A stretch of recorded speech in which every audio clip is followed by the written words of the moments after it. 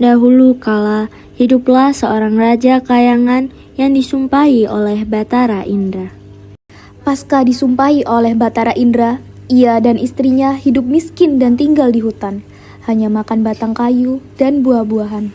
Setelah beberapa lama, istri si miskin hamil. Kehamilan ini berlangsung selama 3 bulan. Sang istri ingin sekali memakan buah mangga yang ditanam di taman raja. Si miskin pun terketuk hatinya, karena dahulu ia di keindraan waktu menjadi raja, ia tidak ingin memiliki anak. Namun, sekarang ia akan memiliki anak.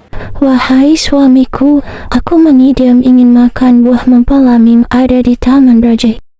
Istriku, apa kamu ingin membunuhku? Apakah kamu tidak tahu tentang masa lalu kita? Jangan meminta sesuatu. Kita tidak bisa mengambil buah mangga yang ada di taman raja. Setelah istrinya mendengar perkataan suaminya itu, ia semakin menangis. Lalu suaminya berkata, Wahai istriku, bagaimana hamba hendak mendapatkan buah itu? Itu taman raja. Jika tidak, biarkanlah hamba mati saja.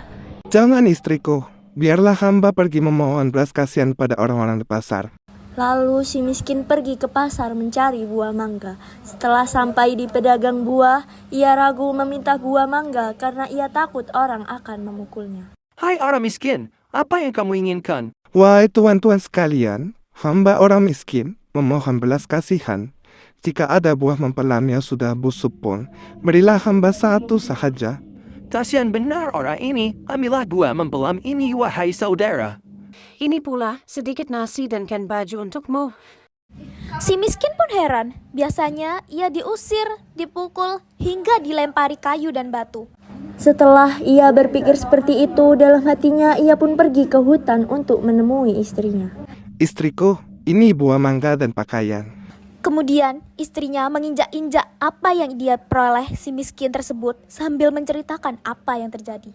Istrinya pun menangis dan tidak mau makan jika bukan buah mangga yang ditanam di taman raja, dan berkata, Biarkan saja aku mati. Kemudian ia pergi menghadap Maharaja Indradewa yang saat itu sedang mengadakan pertemuan raja. Ampun tuanku, beribu ampun. Hamba datang memohon buah mempelem di taman raja, karena istri hamba mengidam. Apakah kau ingin aku memetikan sendiri buah itu? Ampun tuanku, jika patik hina ini hendak memohonkan, niscaya gugurlah bumi ini. Karena tiada layak hamba yang hina menyuruh tuanku yang mulia. Baiklah, hendaklah engkau buatkan apa yang istrimu kehendaki. Raja pun menitahkan Dayang mengambil setangkai buah mempelem dan memberikannya kepada si miskin. Setelah itu, si miskin berjalan pulang ke rumahnya. Setelah dilihat oleh sang istri, akan si miskin datang membawa setangkai buah mangga, ia pun tertawa senang sambil memakan buah mangga tersebut. 3 bulan kemudian, si istri menangis ingin makan buah nangka yang ditanam di taman raja. Dengan cara yang sama, si miskin pun mendapatkan buah nangka yang ditanam di taman raja untuk istrinya yang sedang mengidam itu. Istri si miskin melahirkan seorang anak laki-laki yang sangat baik dan tampan. Anak itu diberi nama Marakarma yang artinya anak di dalam kesulitan. Dengan takdir Allah Subhanahu wa Ta'ala melimpahkan kepada hambanya, si miskin menggali tanah untuk membuat tempat tinggal untuk keluarganya. Ketika ia menggali tanah untuk menancapkan tiang, ia menemukan sekotak berisi emas. Istrinya pun datang untuk melihat dan berkata, Emas ini tidak akan habis sampai anak cucu kita, suamiku.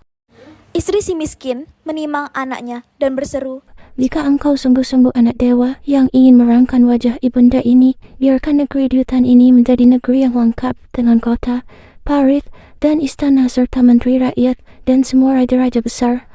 Kemudian terkabullah permintaan itu dan si miskin menjadi raja. Dan berganti nama menjadi Maharaja Indra Angkasa. Dan istrinya berganti nama menjadi Ratna Dewi. Dan negeri itu dinamakan Puspasari.